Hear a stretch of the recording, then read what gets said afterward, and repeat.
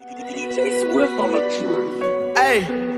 that ain't Mike could do it better. I ain't tripping off all that shit.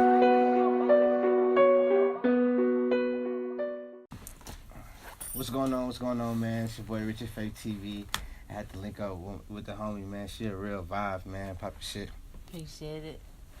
Pop your shit. Talk your shit, man. Let me know what's going on. Yeah. So I'm DreamaDai, singer-songwriter. We about to vibe with the RichinfaithTV, bro. Let's get it. Cool. So the first thing I want to talk to her about. She has a web series, and with her web series, it shows the transition from being a college student, being an artist, and also being a woman out here that's trying to make it in the world. So talk to us a little bit about your web series. How did it start? So basically it just shows like really who I am. I feel like a lot of people, they think everything is so perfect based off your followers or, oh, you look like this, blah, blah, blah. But it's literally called A Dream a Day, and my name is DreamaDai, but A Dream a Day means to fulfill a goal or dream a day. And it basically shows me, you know what I'm saying, I'm breaking down, I'm like going through life, I'm trying to pay rent while still going to school, then I got a session, then I got a show.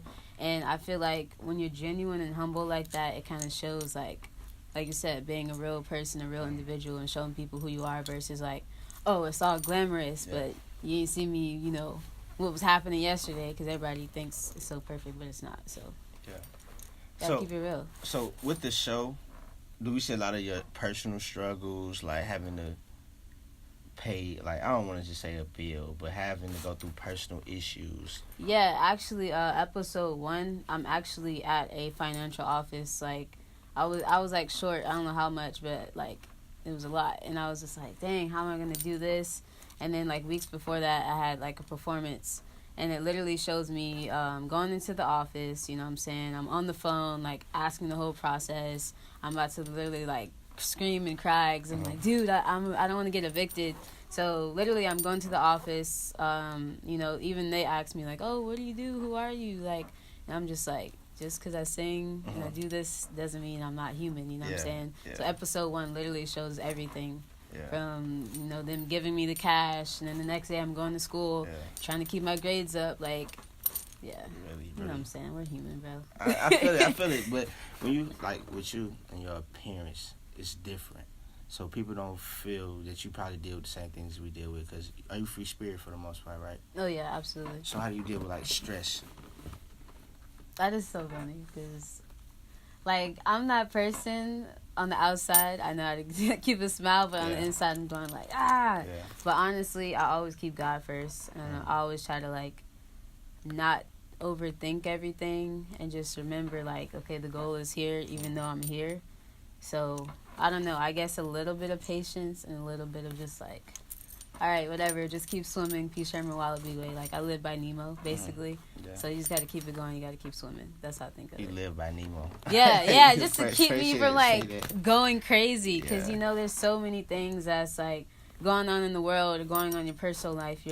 It's easy for you to be like, oh, I'm going to just quit, bro. Like, I'm never going to get there. But that's not the way to live, because without pain, without strength, just like without hate, you can't have love. So I feel like that's how life is. Yeah, that's good. That makes a lot of sense. So Nemo was searching for something. He was trying to find his father. So what are you searching for? I don't think it's really searching.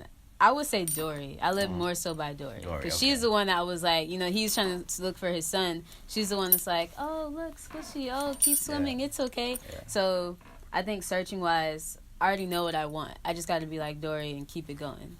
You know what I'm saying? Like, currents are like obstacles. That's how I look at that.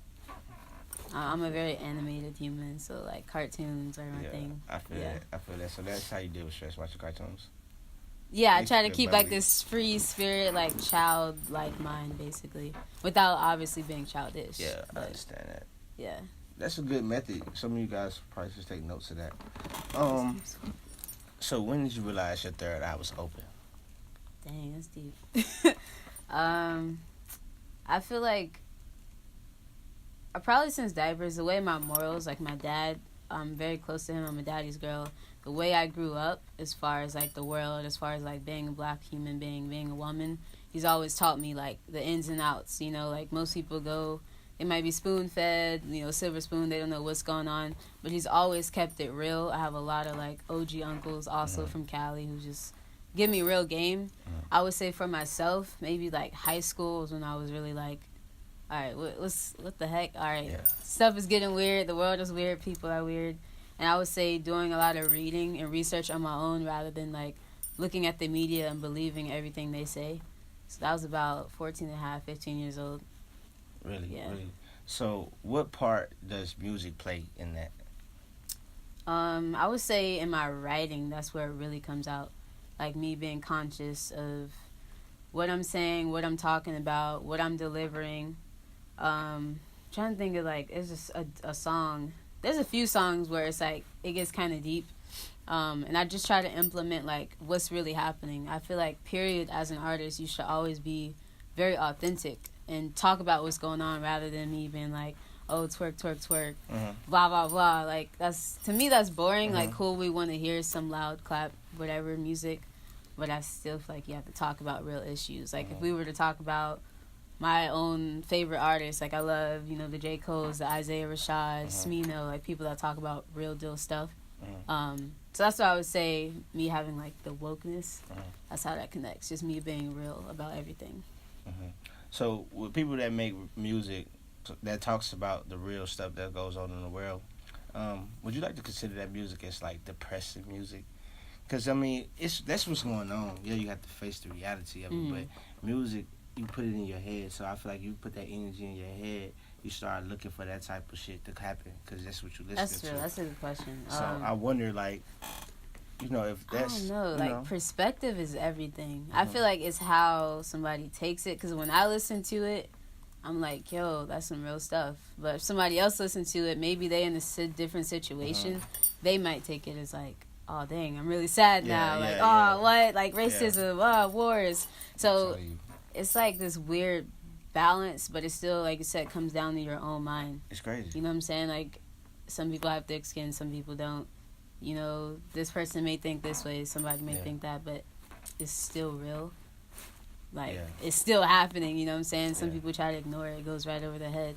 But I would say we need it. Like, I don't think it's a depressing moment to, like, know what's real and to hear the truth. But some people, when they hear the truth, they, you know, they don't want to hear it all. Or they're like, oh, I'm upset now. And it's just like, why? Yeah. I feel that because R.I.P. to a legend, XX. Yeah. His song, the song "Sad." I listened to that song and I really feel. So I definitely did feel like, that. I feel the energy of that song. Even after he died, and I really felt it. So, and I was actually dealing with something I was dealing with when that song came out, but I wasn't feeling suicidal.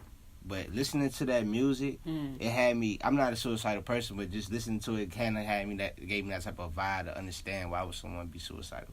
So that's why I asked, like, depressing music, is it always good?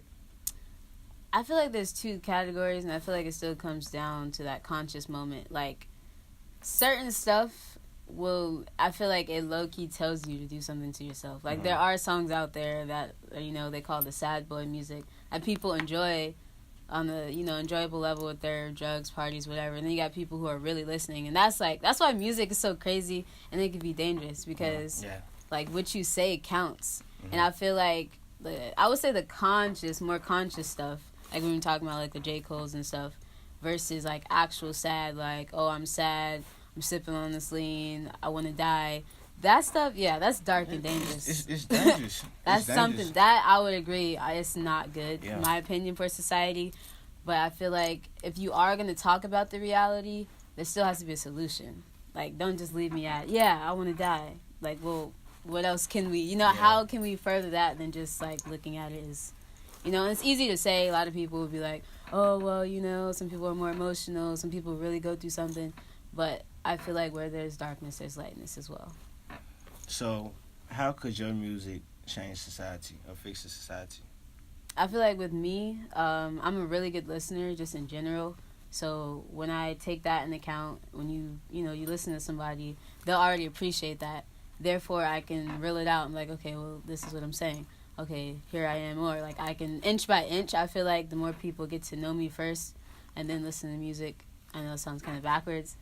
That's what... Yeah, I like I it don't better. know. Yeah, I feel like that's what it'll help, I guess. Like, I've had conversations with people. They're telling me their stories and stuff. They don't even know who I am or what I do. They just... Like, literally, people have walked up to me and, like, vented, and I'm just like, whoa. Really, like, that was really heavy. and then I play my music or something, and they're just like, yo, Yeah. I have a different mind now. Like, thank you for, like, you know, appreciating my energy and then sharing yours. So I feel like being a listener and then feeding the people. You know what I'm saying? Hey, they might could do it better. I ain't tripping off all that shit.